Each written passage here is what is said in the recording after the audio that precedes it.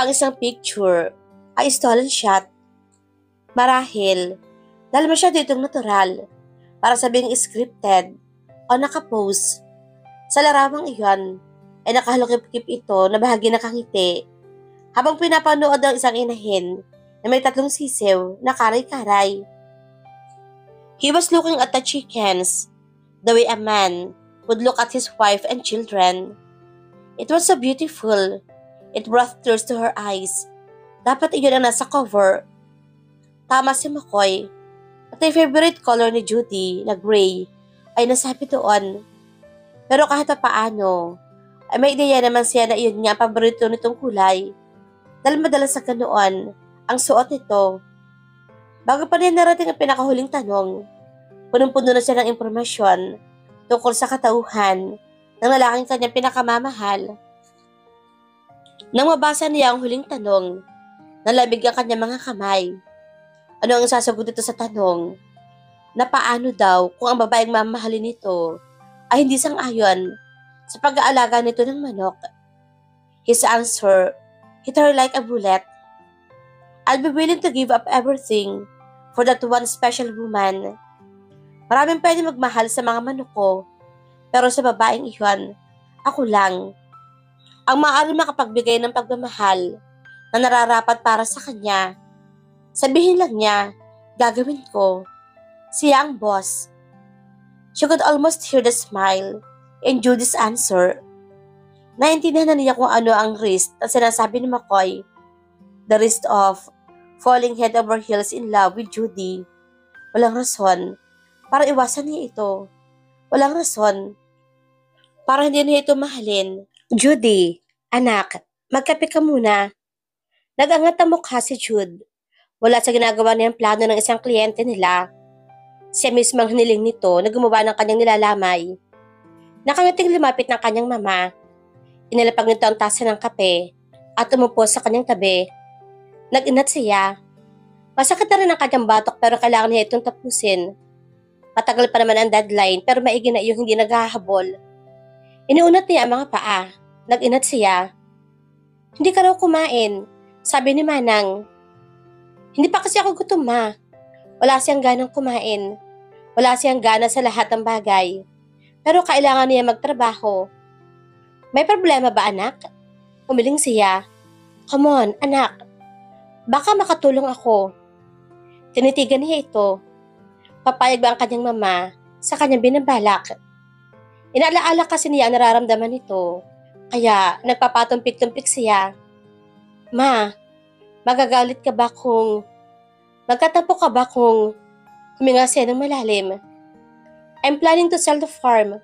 Lahat ng mga manok. Magagalit ka ba sa akin kapag ginawa ko iyon? Mataman siya nitong tinitigan. Ngumiti na para may isang naalaalang isang bagay. Nalabis na nagpapasaya dito. Nostalgia was very evident on her eyes. Nang sabihin sa akin ng papa mo na gusto na niyang lumipat dito at iwanan ang bahay na kinasanayan natin sa Baguio dahil gusto niya mag-alaga ng maraming manok. Walang tanong-tanong, pumayag ako. Sumama ako. Why? Because I love him. At alam kong iyon ang magpapasaya sa kanya. Before he died, sa'yo niya pinagbilin ang farm. Hindi ako nag-alala na baka maging sugarol ka. I knew from the start that you look up to him. Kaya alam ko gagayahin mo siya. Just for the love of breeding chickens. Alam niyang pareho kayo ng hilig. At alam ko, mahalaga sa'yo yan. Ipinilid ng kanyang mama ang ulo. Care to tell me why you want to sell everything? Huminga siya ng malalim. Parang sasabog na ang kanyang dibdib. I met someone. Simula niya. Lihim na ang binantay ng reaksyon ng kanyang mama. Tila nakakaintinding tumangutang mo ito. She must be so special. Anito? You bet she is. Saang barangay po ba ang pupuntahan niyo, miss?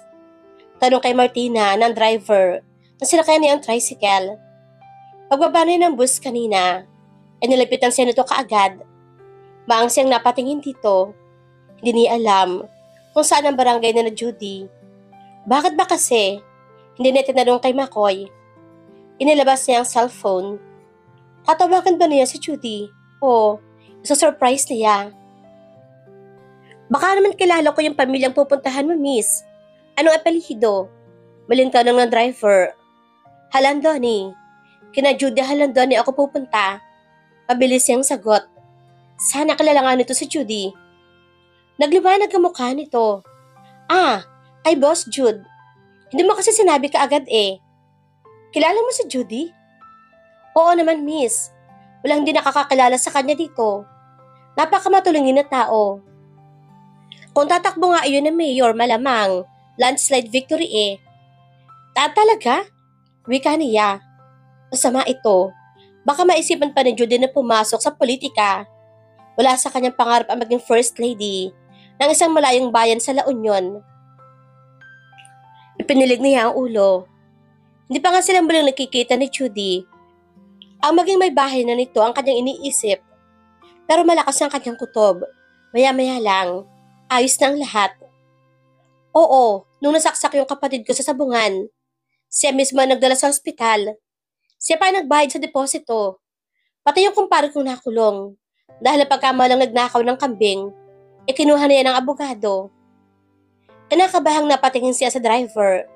May sinasabi pa ito na hindi niya maintindihan dahil tinatangin ng hangin ang mga sinasabi nito. Pati laway nito ay tumatalsik sa lakas ng hangin. Ano ba naman itong si Judy? Walang pinatawad. Pati yata mga pusakala kriminal, tinutulungan. Papadilim na makarating si Martina sa tapat ng bahay niya na Judy. Alam niyang narito ito dahil nakaparad ang Range Rover sa garahe.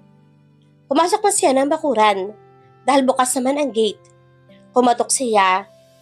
Lang sandali siya naghintay. Pero wala siyang narinig na lumapit upang magbukas na yon. Pinihit niya ang doorknob. Hindi pala nakalak iyon. Sumilip siya. Tita Susan, Judy. Inulit niya ang pagtawag pero wala pa rin sumagot. Nagalangan siya kung tutuloy ba siya o hindi. Ibinukas niya ang pinto.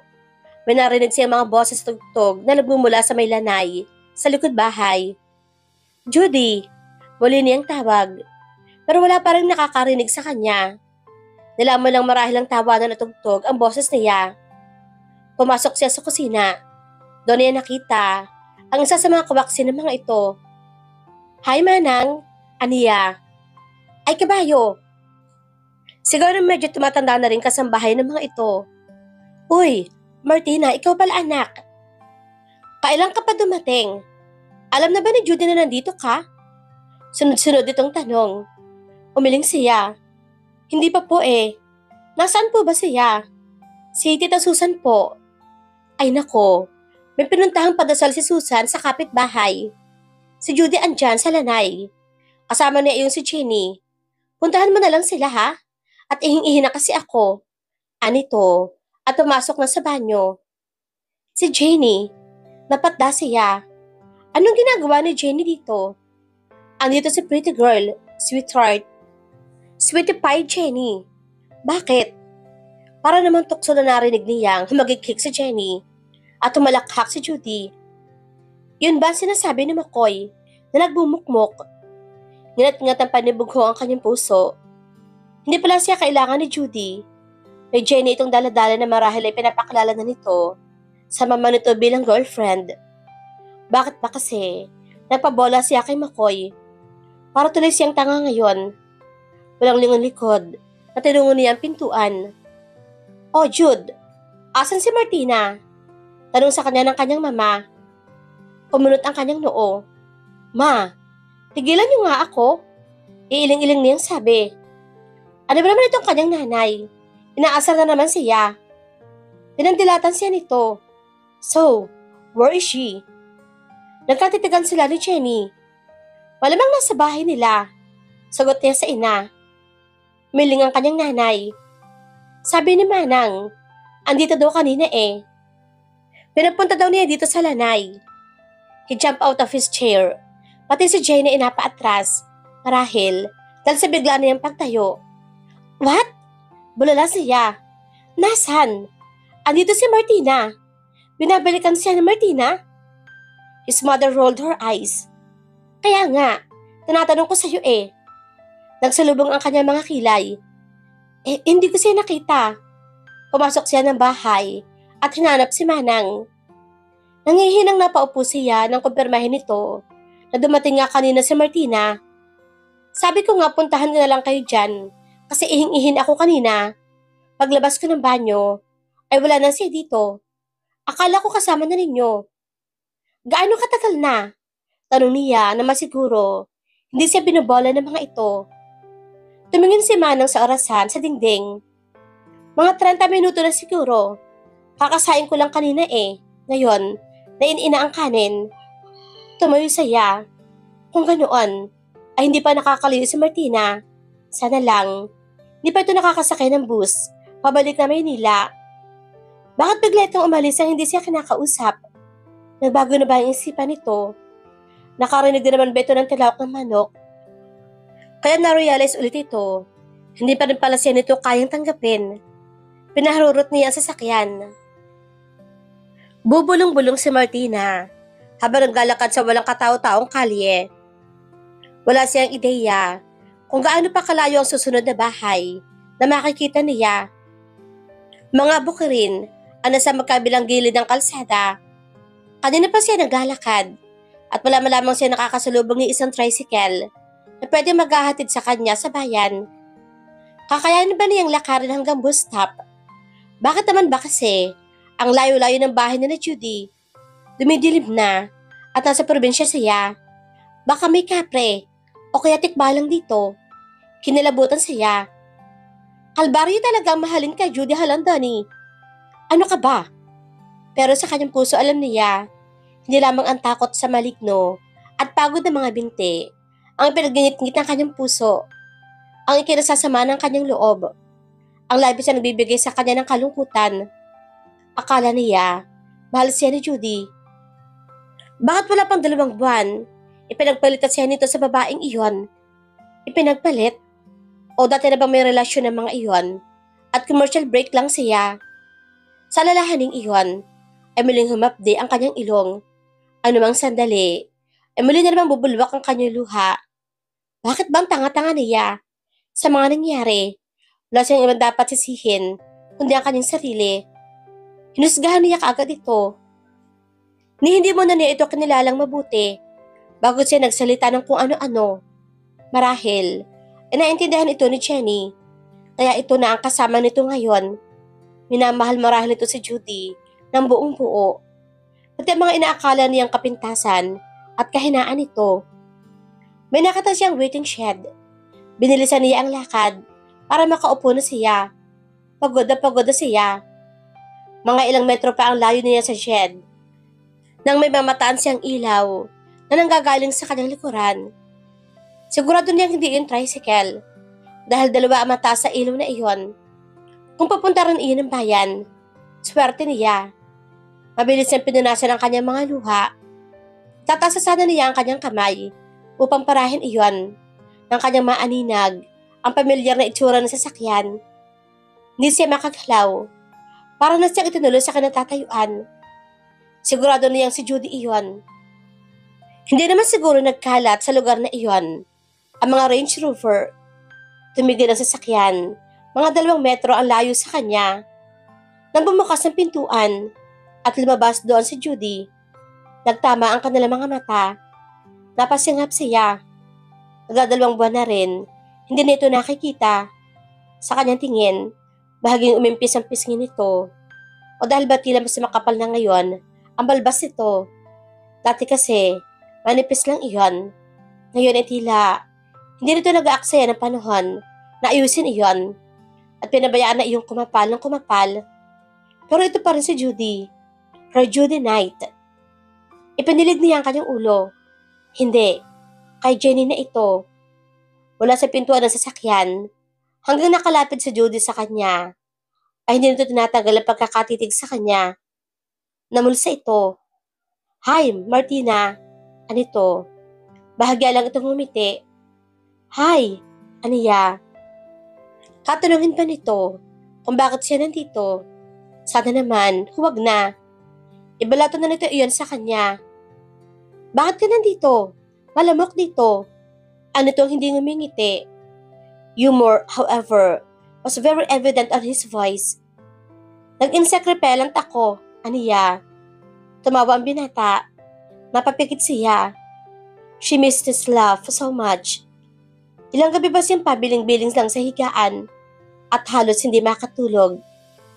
Dahil kahit pilit niyang kinakalimutan ang ngiti at tawa nito, ay pilit pa rin itong ginugulo ang kanyang diwa.